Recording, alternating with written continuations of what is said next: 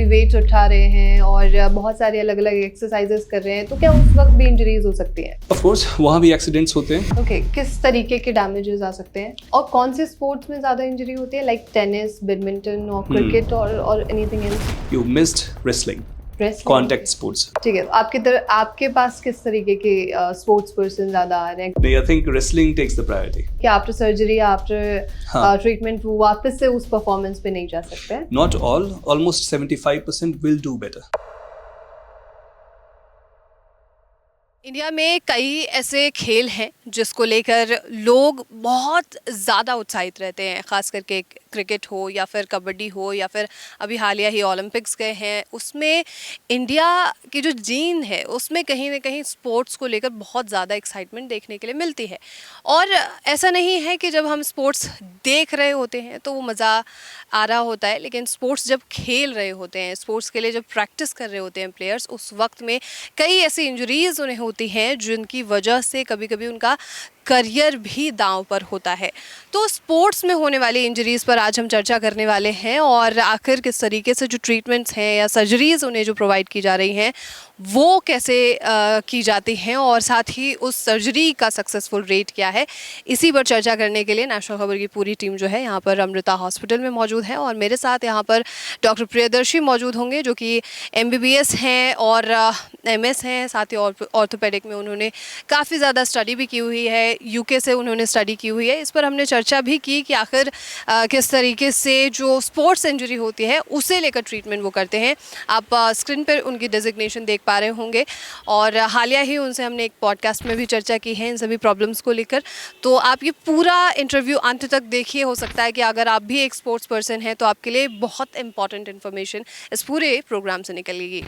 जैसे मैंने आपको जानकारी दी कि हम sports injury in upper limbs के बारे में बात करने वाले हैं, यानी कि आपके हिप से ऊपर का जो एरिया होता है वहां जब किसी को स्पोर्ट्स इंजरी होती है तो वो किस तरीके से हो सकती है और आखिर उसका ट्रीटमेंट क्या है, सर्जरी किस तरीके से होती है, कितना समय लगता है पूरे सर्जरी में और आखिर मरीजों को, जो पेशेंट्स हैं, जो स्पोर्ट्स पर्सन हैं, उन्हें किन चीजों का ध्यान रखना बहुत जरूरी है। और इसी की चर्चा के लिए आज हमारे साथ हमारे गेस्ट मौजूद होंगे, डॉक्टर प्रियदर्शी अमित सर, आपको बहुत स्वागत है। Thank you very much. और आपका पॉडकास्ट मैंने प्रॉपर देखा, आपसे अभी हालिया ही बात हुई हमारी कि आखिर किस तरीके से आप शोल्डर रिप्लेसमेंट का ट्रीटमेंट कर रहे हैं। लेकिन अब हम बात करते हैं कि स्पोर्ट्स इंजरी जो अपर लिम्स में होती है वो क्या चीज होती है। सबसे पहले क्या है ये, इस पर बात कर लेते हैं।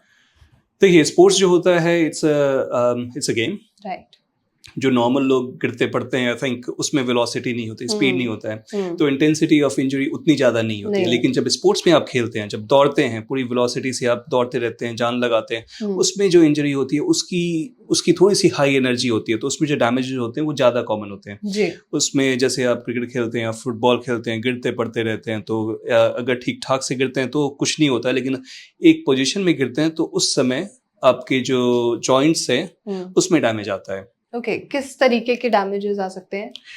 तो I do upper limbs, shoulder, elbow, I think उसमें हमारी तरफ से बड़े सारे कॉमन चीज़ें हैं जो कि होती हैं। कुछ स्पोर्ट्स स्पेसिफिक इंजरीज भी हमें देखने को मिलता है। ठीक है। शोल्डर्स में एक कॉमन होता है, जैसे आप लोअर लिम्ब में नी की सर्जरी देखते हैं, नी की इंजरी देखते हैं। अभी बड़े सारे हमारे क्रिकेटर्स थे, उनको भी हुआ था, तो उसमें आपकी ACL टेयर की होती है। वैसे ही शोल्डर में बहुत कॉमन होता है कि शोल्डर डिस्लोकेशंस। ओके। तो होता क्या है कि जैसे आपकी हाथ आपने यहाँ पे रखा, पीछे से फोर्स आया तो आपका शोल्डर अपनी जगह से बाहर आ जाता है, तो उसे हम डिस्लोकेशन कहते हैं। कोई भी जॉइंट में डिस्लोकेशन हो सकता है। तो जो शोल्डर डिस्लोकेशन होता है उसमें जो आपका एक बॉल सॉकेट होता है, जैसे ये रहता है, तो वो अपनी जगह से बाहर आ जाता है। ठीक है। वन टाइम होता है, एक बार हो गया। जब बाहर आता है, इट्स नॉट जस्ट कि वो सिंपली बाहर आता है, बाहर आने के रास्ते में वो कुछ चीजें जो इंपॉर्टेंट होती है उसको तोड़ते जाता है। जैसे हम मोस्ट कॉमनली देखते हैं कि आपकी लेब्रम इंजरी। ओके, सो शोल्डर की sports injury is incomplete without discussing about the labrum injury, जिसको हम लोग एंटीरियर लेब्रम कहते हैं, पोस्टीरियर लेब्रम कहते हैं, बहुत सारे मेडिकल टर्मिनोलॉजी हैं। तो उसमें जो लेब्रम इंजरी होता है, that's most common thing that we see. Okay, so ये कैसी इंजरी है, आप बता सकते हैं मुझे? I think in normal population में it behaves differently. Okay. In sports person it behaves differently. कुछ चीजें आपकी प्लस है और माइनस है दोनों में। जैसे स्पोर्ट्स पर्सन क्या होते हैं, they are like good musculature, तो उसमें क्या होती है, स्टेबिलिटी आपकी शोल्डर की ज़्यादा होती है, तो एक बार लेब्रम टूटता है तो सेकंड टाइम अगेन शोल्डर के बाहर निकलने के चांसेस बढ़ जाते हैं। तो उसमें आपकी अगर मसल्स फोर्स बहुत अच्छा है, वो कंटेन करके रखता है जॉइंट को, डिसलोकेट नहीं होने देता है, तो वो स्पोर्ट्स पीपल में थोड़ा सा प्लस पॉइंट हम देखते हैं। बट अगेन जो नॉर्मल पॉपुलेशन के कंपैरिजन में they have the same injury again and again, so उसमें डिसलोकेशन फिर से हो जाता है। ओके। कितनी बारी हम देखते हैं बड़ी एक्सटेंसिव सी इंजरी होती है, काफ़ी समय एक छोटी सी इंजरी होती है, जैसे हम जैसे हमारे रिपोर्ट में आप देखेंगे 3 o'clock to 5 o'clock, तो जैसे डायल होती है ना घड़ी की, तो वैसे हम उसमें उसको डिस्क्राइब करते हैं। तो कितनी बारी ऑल अराउंड द डायल आपकी इंजरी हो जाती है, काफ़ी एक्सटेंसिव इंजरी होती है, that varies according to the force. Okay.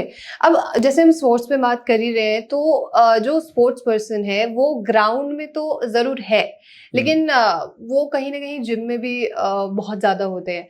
तो ड्यूरिंग जिमिंग की वो हैवी वेट्स उठा रहे हैं और बहुत सारे अलग अलग एक्सरसाइजेस कर रहे हैं, तो क्या उस वक्त भी इंजरीज हो सकती हैं? ऑफ कोर्स वहाँ भी एक्सीडेंट्स होते हैं। मतलब अगर सेम इंटेंसिटी में आप रेप्स लगा रहे हैं तो उसमें कम चांसेस, लेकिन सडनली आपने बहुत ज़्यादा किया, आपने फोर्स बहुत ज़्यादा लगाया, तो उसमें सडन जर्क्स के कारण ये सब हो सकता है। लेकिन वो फिर कम होता है जब आप ऑन द फील्ड होते हैं, जब आप प्रैक्टिस कर रहे होते हैं या फिर आप रियल गेम में होते हैं, तब हमें ये ज़्यादा देखने को मिलता है। अच्छा, और कौन से स्पोर्ट्स में ज्यादा इंजरी होती है, लाइक टेनिस, बैडमिंटन और क्रिकेट और anything else? You missed wrestling, contact sports, rugby. Unfortunately हमारी कंट्री में रग्बी बहुत ज्यादा नहीं खेलते, सो कुछ तो बेटर हैं, लेकिन हाँ रेसलिंग बहुत ज्यादा खेलते हैं। आपको पता भी है कि हमारे मेडल्स कितने आ रहे हैं। I think that's one of the highest medal bringing sport. और इसी स्टेट से ज्यादा आ रहे हैं जहां हम मौजूद हैं, हरियाणा से हरियाणा से ज्यादा आ रहे हैं। तो वो मेरे क्लिनिक में, मेरे ओपीडी में ज्यादा है। हाँ। तो काफी सारे रेसलर्स को मैंने ट्रीट किया हुआ है, तो उसमें रेसलिंग में होता है। मेरी क्लिनिक में I think that's one of the most common. जैसे कुछ कबड्डी में होता है, कॉन्टैक्ट स्पोर्ट। कॉन्टैक्ट में क्या होता है कि आप पकड़ते हैं, उसमें बहुत ज्यादा फोर्स आता है। सेकंड आता है आपका racket sports.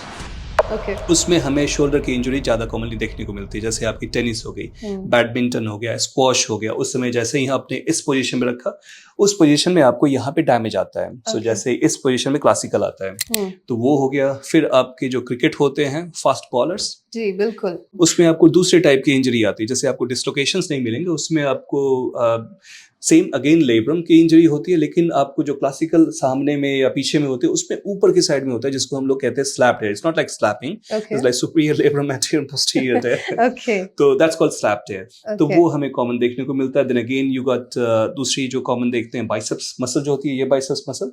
Biceps muscle, if you don't know, biceps muscle joint के अंदर से भी आता है। ओके, बाहर से तो होता है, जॉइंट के अंदर भी आता है, तो उस सेगमेंट में हमें प्रॉब्लम मिलती है। ठीक है, आपके पास किस तरीके के स्पोर्ट्स पर्सन ज्यादा आ रहे हैं? कबड्डी के आ रहे हैं या फिर रेसलिंग के ज्यादा आ रहे हैं, आइदर क्रिकेट के ज्यादा आ रहे हैं? नहीं, I think wrestling takes the priority. Okay, wrestling सबसे ऊपर है। रेसलिंग जो हमारे पहलवान खिलाड़ी होते हैं, तो वो ज्यादा आते हैं, देन इट्स क्रिकेट, फिर रैकेट स्पोर्ट्स के कम आते हैं। ओके, सो अब प्रॉब्लम पे तो हमने बात कर ली, लेकिन ट्रीटमेंट पे भी बात करनी जरूरी है।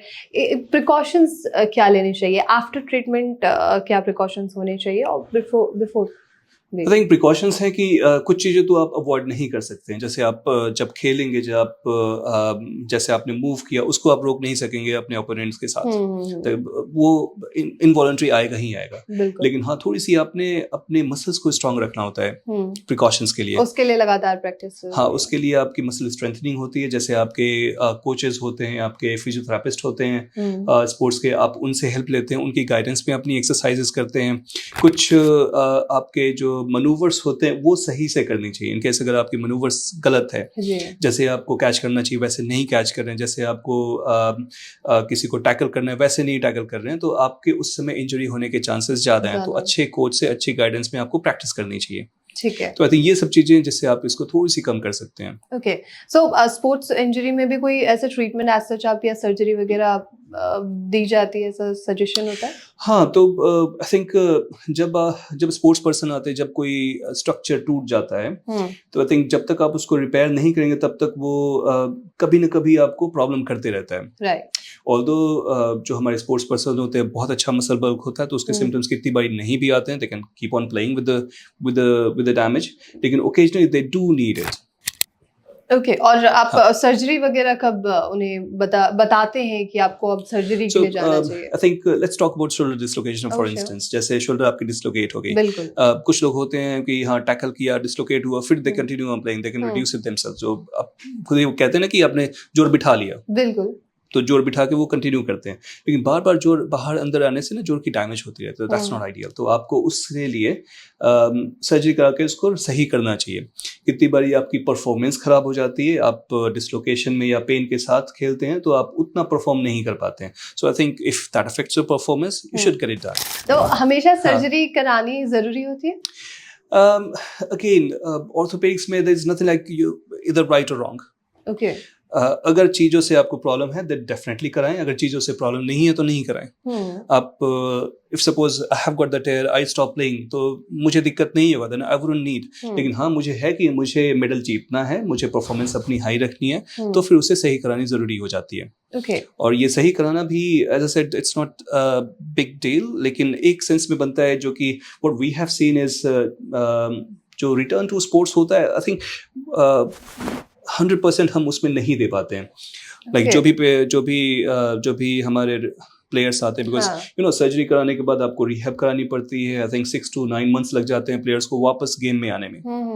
और इवन माई एक्सपीरियंस और world over experience, I think 75 to 80% जो पेशेंट्स होते हैं वही प्री परफॉर्मेंस लेवल पे पहुंच पाते हैं। फॉर सम रीजन 25% नहीं पहुंच पाते हैं बिकॉज ऑफ समथिंग और द अदर। ओके, सो मतलब कहने का मतलब सिर्फ इतना है कि आफ्टर सर्जरी, आफ्टर ट्रीटमेंट वो वापस से उस परफॉर्मेंस पे नहीं जा सकते हैं? Not all, almost 75% will do better. Okay, 75% और मेरे कुछ ऐसे भी पेशेंट हैं जो कि पहले की परफॉर्मेंस उनकी कम होती है, सर्जरी के बाद बहुत अच्छा करते हैं। सो अगेन ये एक सब्जेक्टिव सा है। ओके, सो कि कोई पेशेंट आपको याद हो जिसके बारे में आप बताना चाहते हो, ये स्पोर्ट्स पर्सन ही है? सो जी, मेरा एक पेशेंट, मैं यूके में था, so he was a power lifter. Okay, power lifter, big weights उठा के। सो पहले तो नॉर्मल पावर लिफ्टर था, so he had a tear in the shoulder, so जिसको हमने रिपेयर किया था, and after surgery he was like winning championship and medals. So he was like my top class athlete. Okay, so कितना time लगा उन्हें उनके rehabilitation में? Again 4 to 6 months. 4 to 6 months। ठीक है, तो ये तो आपने यूके की बात की, बट अगर इंडिया की अगर हम बात हाँ, करें, इंडिया के wrestlers, so I have operated many wrestlers की wrestlers. बात करें तो हमारे जो रेसलर्स हैं दे आर अगेन विनिंग। एक जो अभी रिसेंटली किया है, आई थिंक उसका already he has got a international medal. So I think अभी उसकी सर्जरी हुई है, कुछ महीने वो रिहैब करेंगे, उसके बाद से फिर उनका टारगेट है next year. By then I think हमें कुछ ना कुछ मेडल मिलना चाहिए, आई एम एक्सपेक्टिंग। ओके, मतलब आपके जो पेशेंट्स हैं वो 75% में आ गए, मतलब वो बहुत तेजी से रिकवर कर रहे हैं। हाँ, तो मैं सोच रहा हूँ, मैं चाह रहा हूँ कि हाँ, मैं एक्सपेक्ट कर रहा हूँ कि इंडिया के पास कुछ मेडल्स आएंगे अभी, बिल्कुल आएंगे। वर्ल्ड चैंपियनशिप में। और आपके पास मतलब यहाँ पर अगर हम बात करते हैं कि अमृता में कहाँ से पेशेंट्स आ रहे हैं? Almost everywhere. स्पोर्ट्स पर्सन तो हर जगह ही हैं, मतलब मेजॉरिटी तो हमारे पास हरियाणा से है, लेकिन हाँ बिहार और झारखंड से भी आते हैं, यूपी से भी आते हैं, कुछ लोग काफी आसाम से आते हैं, तो यहाँ से भी आ रहे हैं, सो ऑल ओवर। ओके, सो इनका रिजल्ट क्या है आफ्टर ट्रीटमेंट? रिहैबिलिटेशन का रिजल्ट क्या है इनका? सो रिहैब में थोड़ा सा टाइम लगता है।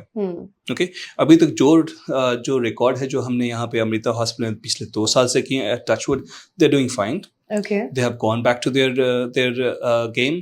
अभी कुछ रिहैब फेज में है, तो अभी उनका मेरे ख्याल से कुछ महीने लगेंगे उनको वापस जाने में। सो आई थिंक अभी तक जो हमारा ट्रैक रिकॉर्ड है इट्स विनिंग है, ठीक है, जब तक लक फेवर करता है तो। बिल्कुल, thank you so much doctor Priyadarshi. चलो, थैंक यू वेरी मच।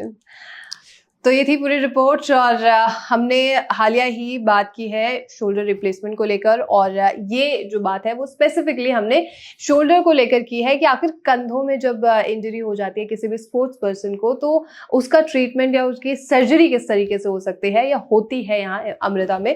और सवाल ये है कि आपके मन में क्या सवाल है। इस पूरी रिपोर्ट को देखने के बाद आपके मन में और क्या सवाल आते हैं, ये हमें कमेंट बॉक्स में आप बता सकते हैं, और ऐसे तमाम खबरों के लिए आप नेशनल खबर के साथ बने रहिए।